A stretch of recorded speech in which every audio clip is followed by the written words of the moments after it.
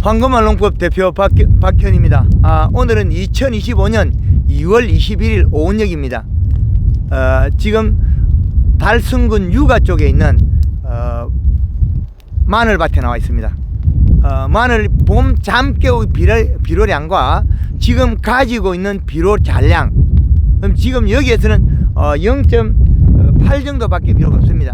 지금 이 시점에서 제일 좋은 비료량은 3.5가 제일 좋더라는 거 해보니까.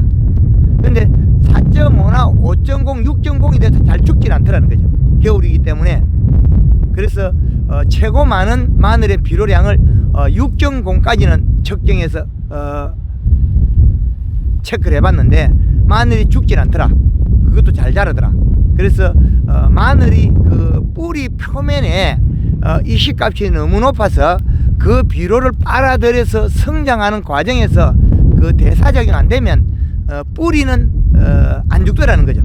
6.0 정도까지 올라가도. 그런데 3.5가 제일 좋더라.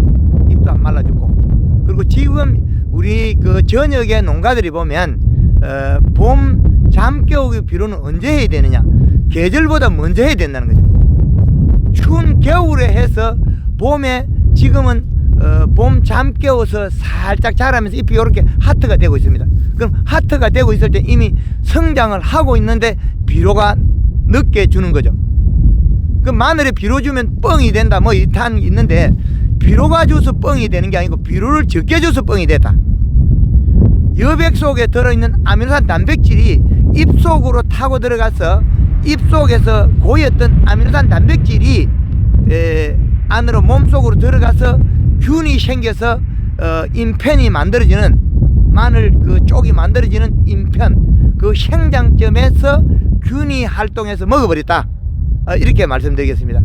그래서 비료 알갱이가 몸속으로 들어갔을 때는 제가 과거에는 그것이 뻥이 일으킬 거라고 많이 방송을 했는데, 실질적으로 전체의 내막을 파가니까 비료 알갱이가 들어갔을 때는 일부 조직이 파괴가 되는 거지, 여백에 대해서 균이 활동해서 마늘이 뻥이 되고 야구방망이 된다, 이렇게 이야기할 수 있겠습니다. 그래서 마늘의 비료는 뻥이 되고 안 되는 양은 1.2 이하라는 거죠. 그래서 지금 계절에 제일 좋은 이씨값은 2.5에서 3.5가 제일 좋다. 그러나 이 정도 비료 가진 농가는 대한민국 1%도 안 된다는 거죠. 대한민국 전체 1%도 안 돼요. 그 정도로 우리는 비료, 요소는 식물의 밥, 그리고 반찬은 인산가리, 칼슘, 마그네슘입니다. 이것들은 토양 분석에 나오고 이 토양에 플러스 전극으로 결합이 되어 있기 때문에 잘 없어지질 않습니다. 그리고 먹고도 비료가 부족하면 질소분은 아미노산 단백질이 잎으로 흘러나오면 균들이 다 먹어버리는데, 인산가리, 칼슘, 마그네슘은 균들이 안 먹습니다. 그대로 잔량으로 또다시 땅속으로 돌아옵니다. 그리고 마늘밭에다 미생물을 주게 되면 또한 토양에 있는 질소분을 먹어가지고 더 마늘이 인산가리를 많이 먹기 때문에 더 성장이 둔해질 수 있다는 거죠. 그래서 우리가 생육하고 있는 과수나 원예, 겨울하우스, 노지 뭐 이런 작물들의 생육 중에는 미생물을 줄 때는 꼭 목적을 확실히 정하고 그 결과를 알고 주는 게 좋다. 그렇지 않고 무턱대고 우리가 미생물이나 뭐 뿌리에 발근이 좋다 하면서 주는 거는 농사에 폐농을 할 수 있다. 그걸 꼭 기억하시기 바랍니다. 한번 시험해 보면 아마 일부 농가들은 다 이해하실 겁니다. 그런데 지금까지 우리는 기술센터에 무상으로 주는 미생물을 많이 쓰고 있는데, 그 내용이 우리가 밭갈이를 할 때 유기물을 분해할 때는 쓰는 거는 참 좋습니다. 그러나 미생물이 들어갔을 때 우리 마늘밭에 미생물 안 줘도 우리 볏짚을 1000평에 뭐 600평에 우리가 볏짚을 갈아여면 요소를 2포 정도 창녕에 노정열 대표가 더 쓴다는 거죠. 왜 그러냐, 볏짚이 미생물 발효할 때 토양 속에 있는 질소분을 땡겨 먹어버린다. 질소분을. 그래서 우리가 질소분을 더 준다는 거죠. 이런 내막을 우리는 잘 아셔야 된다는 거죠. 그래서 질소분은 식물의 밥, 반찬은 인산가리, 칼슘, 마그네슘. 그래서 지금 현재 충분한 비료 줘야 되는데, 얼마 전에 약 10며칠 전에 눈이 왔을 때 그 땅 속에 이제 지금 수분율이 높습니다.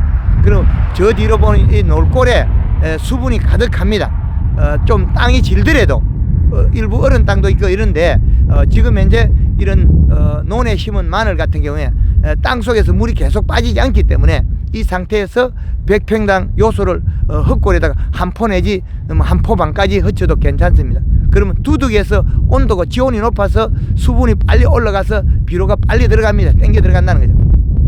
놀골에 있는 수분 함수량은 식물이 없기 때문에 수분이 높고, 두둑에서는 마늘이 수분을 정산적용하고 있기 때문에 수분이 계속 빨리 들어갑니다. 그러면 비료도 역시 수분이 부족한 데를 빨리 들어간 데 녹아서, 질소분은 마이너스 정극을 가지고 있기 때문에 토양에 결합이 안 되기 때문에 꾸준하게 먹어야 된다. 봄 추비는 뭐가 제일 좋냐? 질소, 요소, 유한, 그 다음에 또 질산 아모늄 이런 게 있는데 제일 구하기 좋은 게 우리 농협에서 요소비료다.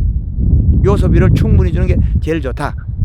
그러면 우리가 살균제, 살충제가 있는데 마늘에는 살충제가 그리 중요하지 않습니다.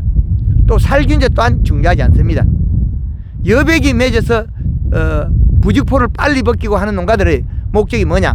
부직포 속에서 많이 자라 있으면 땅속에 비료가 더 부족해집니다. 부족해지고 잎이 커집니다. 그럼 잎집이 크겠죠. 그러면 부직포 벗기고 나면 이파리가 빠딱 누워있을 때는 여백이 바깥으로 떨어져요. 그럼 일어서는 순간에 여백이 자기 몸을 타고 몸속으로 들어오는 거죠. 이렇게 일어서면 그 여백 속에 들어있는 아미노산 단백질이 잎이 여러 개가 겹쳐 있는 잎집 그 속으로 여백이 들어간다. 왜 들어갔냐? 비료가 부족해서 여백을 뱉었다는 거죠. 그래서 그게 들어가서 그 속에 들어있는 아미노산 단백질을 먹는 균이 활동을 해서 식물을 먹어버렸다, 마늘을.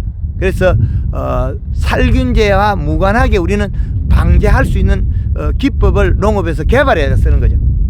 그리고 그 다음에 마늘이 자라서 비료가 부족하면 여백이 타고 몸통으로 들어가면 뻥이 되고, 바깥으로 타고 내려오면 흑색균역병이 된다. 그래서 흑색균역병도 약을 칠 거냐, 비료 이식값을 맞아서 병을 안 하게 할 거냐, 이 차이겠죠. 일부 농가에서는 황금알 농고 방송을 보고 이식값을 맞춰서 마늘에 약을 안 씁니다. 살균제, 살충제, 잎제 다 안 쓰고 뭐만 쓰느냐? 녹병. 녹병은 안개에서 날아와서 앉아서 요놈이 동작을 해서 뚫고 들어갑니다. 여백하고 무관하게 들어간다는 거죠. 그래서 3월 말에서 4월 초에 녹병약은 한 예 정도 쓰면 그거는 곤충과 같다. 동물이나 곤충처럼 지가 와서 뚫고 들어갑니다. 그래서 그것들은 잡아야 된다. 그것마저도 약을 안 치려 그러면 비가 오다가 비가 안 오고 흐리고 안개 꼈을 때 맹물을 계속 뿌리고 있으면 그 나로 녹병균이 쉽게 나가버립니다. 그러면 그것마저도 약을 안 칠 수는 있다. 그러나 그거는 우리가 물을 뿌리는 거 비용보다는 약을 치는 게 한두 번 치는 게 비용이 더 싸게 친다.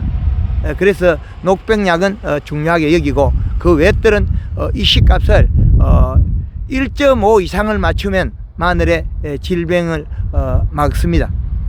가을에도 심어놓고 물러가 죽는 것도 비료량이 부족해서 그 여백이 타고 뿌리까지 도달했다.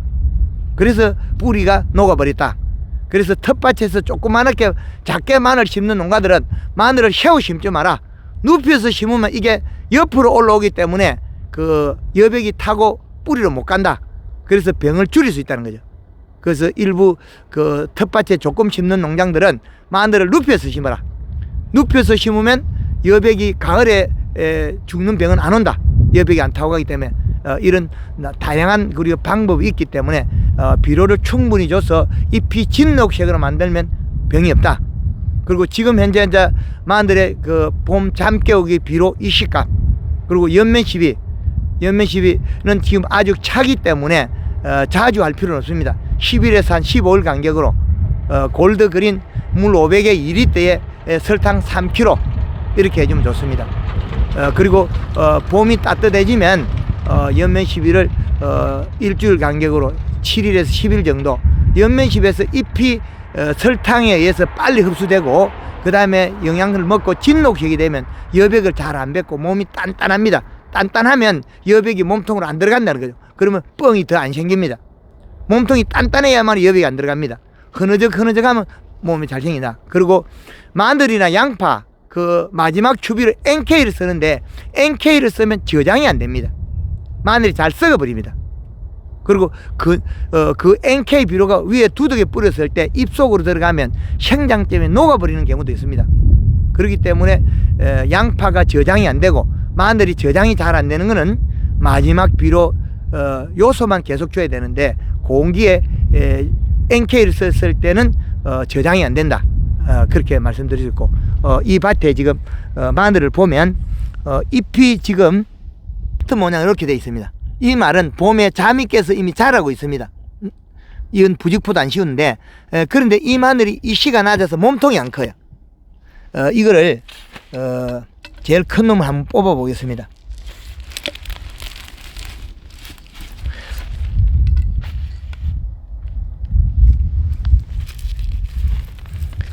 지금 이 놈을 뽑아 보면 이게 많이 안 굵어져요.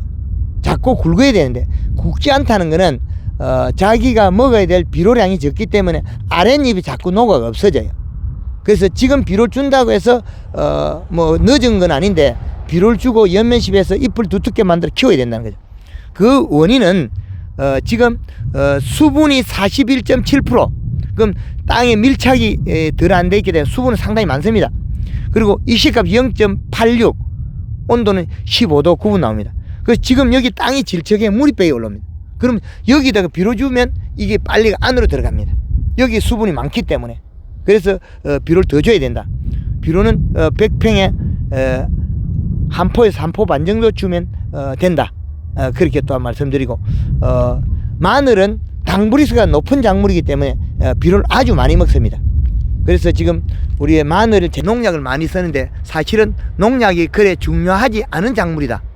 농약을 그래서 농약을 쓰기보다는 우리가 그 비료를 충분히 줘서 병을 발생을 막아야 된다. 그렇게 또한 말씀드리겠습니다. 지금 현재 마늘의 봄 잠깨우기 비료에 대한 거와 연면십에 대한 소식을 전해드렸습니다. 황금농법 대표 박기현입니다. 감사합니다.